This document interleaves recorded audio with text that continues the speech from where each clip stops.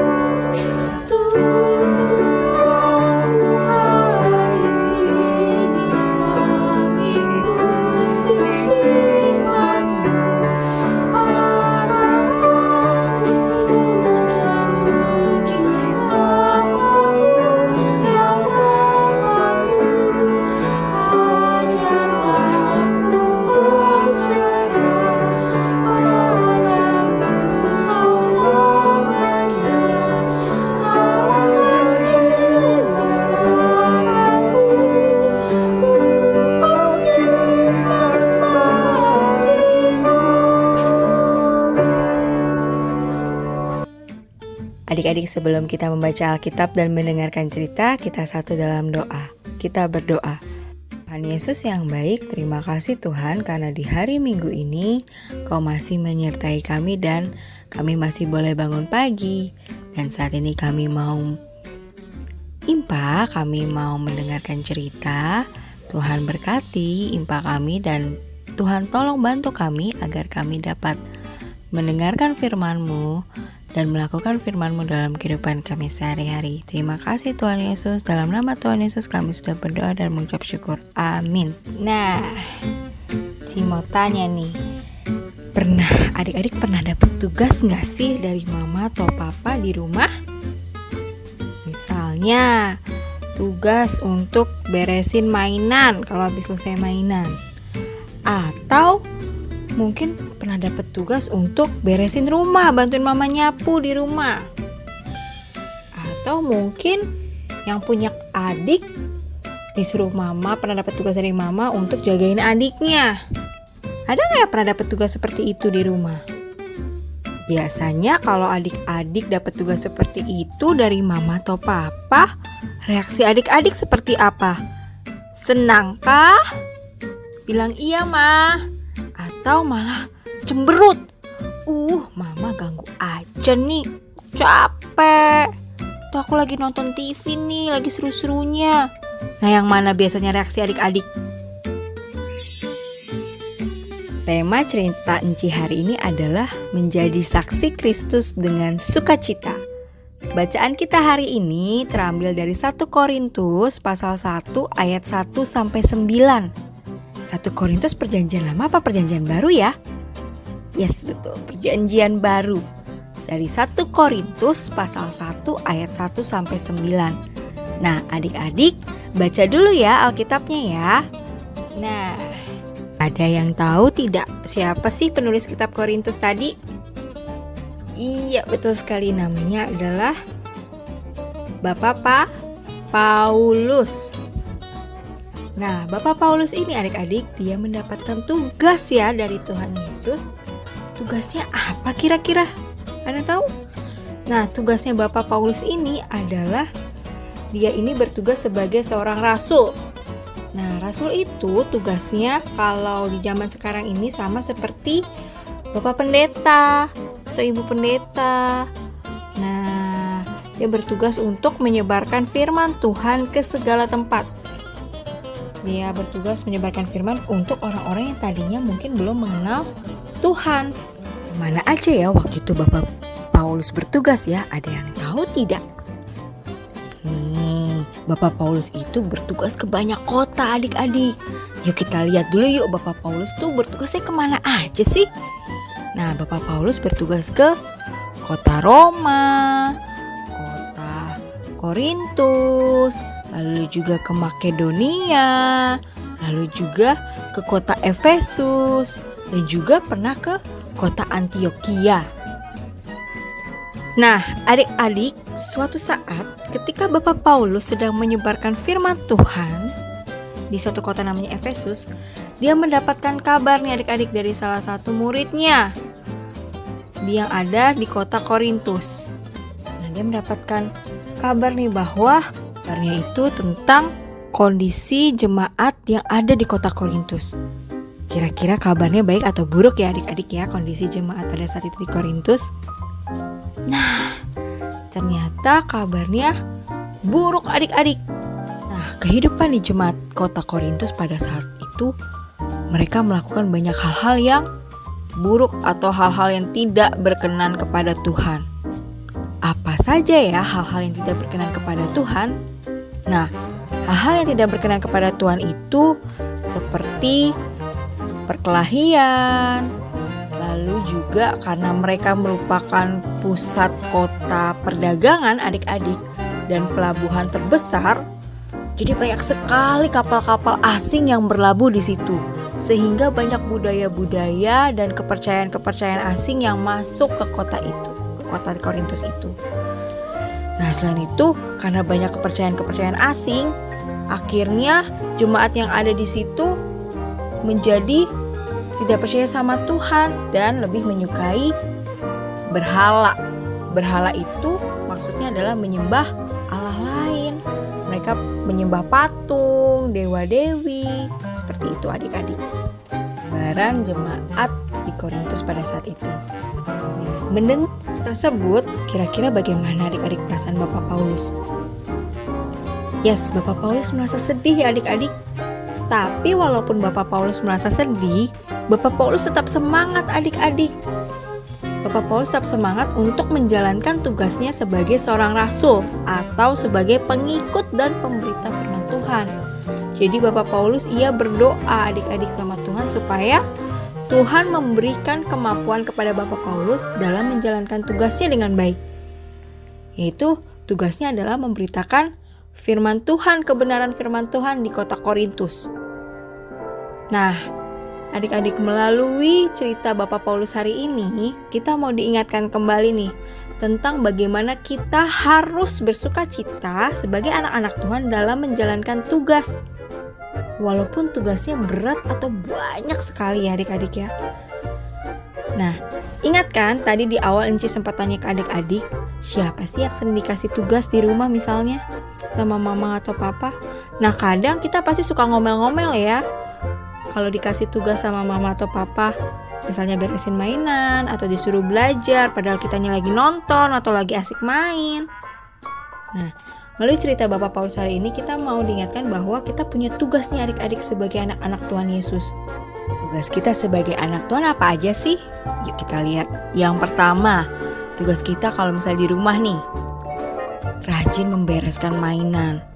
Kalau mama papanya bilangin adik-adik abis mainan nggak diberesin kan pasti mama papa marah ya. Nah, adik-adik harus bantuin nih mama papa, bantuin beresin mainan. Kalau habis adik-adik mainan, beresin mainannya. Atau kalau adik-adik habis belajar juga beresin buku-buku pelajarannya biar nggak berantakan kalau di rumah. Terus habis itu apa lagi? Yang kedua, bantuin mamanya di rumah beresin rumah, bersihin rumah, nyapu, ngepel. Siapa yang di sini suka bantuin mamanya nyapu atau ngepel, atau mungkin ada yang suka bantuin mamanya cuci piring. Jadi hebat nih sebagai anak-anak Tuhan. Nah, lalu yang ketiga, nah kalau misalnya adik-adik dinasehatin sama mama, papa, oma atau opa di rumah, adik-adik harus dengarkan dan tidak boleh membantah. Membantah itu seperti ini. Kalau ada dikasih tahu, misalnya, jangan nakal ya. Tapi adik-adik bilang, apaan sih mama bawel. Boleh gak kayak gitu? nggak boleh ya. Adik-adik harus dengar-dengaran dan harus mengucapkan yang sopan juga ya.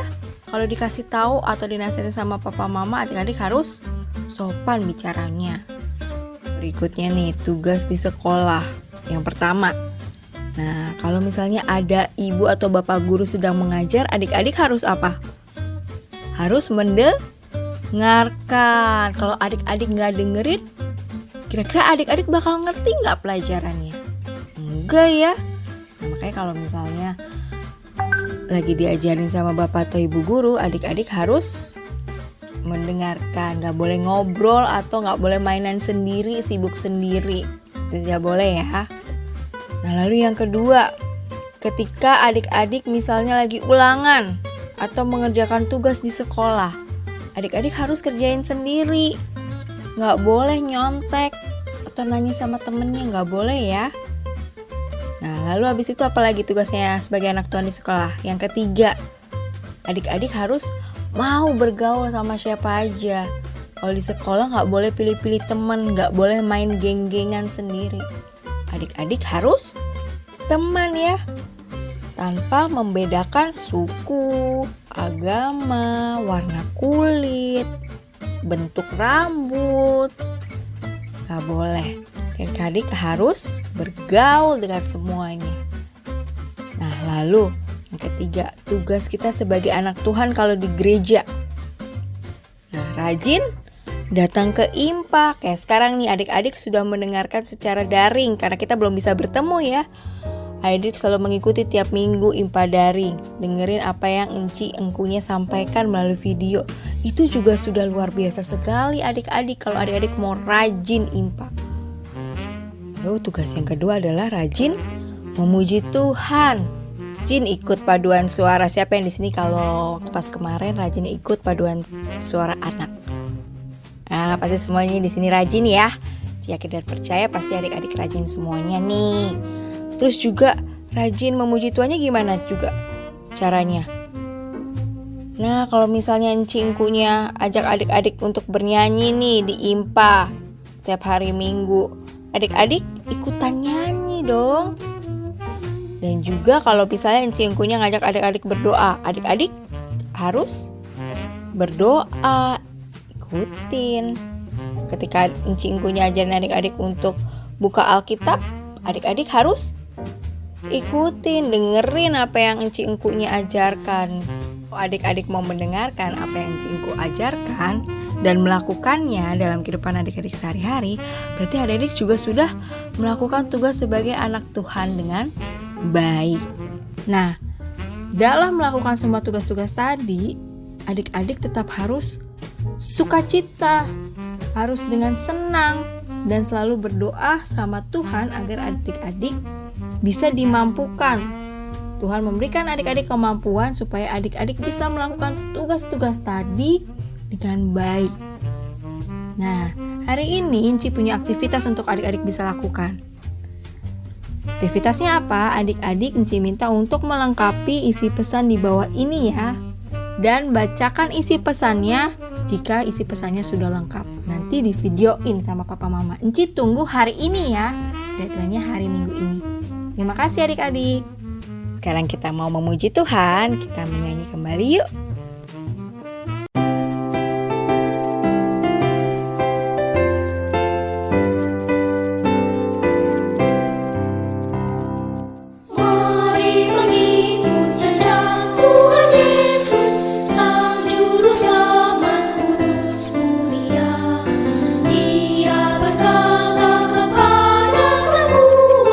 Sungguhlah aku terang dunia, oh alangkah